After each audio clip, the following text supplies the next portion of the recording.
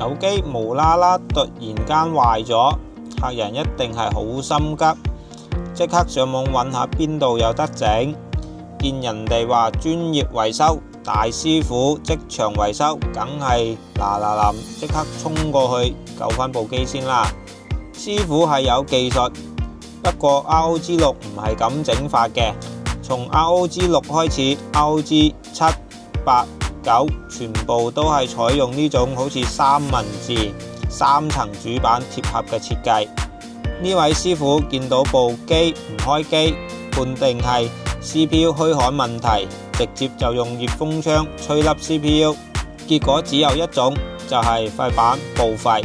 ROG6 採用3層主板貼合設計之外，還響主板之間唔係填充咗，係填充滿散熱硅脂，直接吹粒 CPU 會導致散熱硅脂受熱膨脹，令到電子元件脫落。所以 ROG6 維修必須首先要將塊主板分層，然之後先可以去吹粒 CPU。呢種主板分層技術就需要用到專用嘅工具，而坊間嘅維修師傅只靠熱風槍，99.99% 係會直接將塊主板報廢。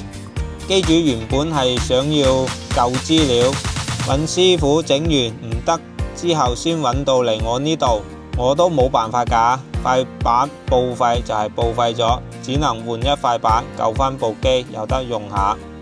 ROG6、7、8、9燒 CPU、燒底板，只要係未維修過，直接揾我哋整，90%嘅機會係可以成功整得到，資料可以完整保留到。你就當我啱啱食完蒜頭，口氣大咗啲。ROG 維修真係唔係講笑，熱風槍吹一塊報廢一塊。想要舊資料可以先揾我哋傾傾 ，WhatsApp 63882038。好多謝大家嘅收看。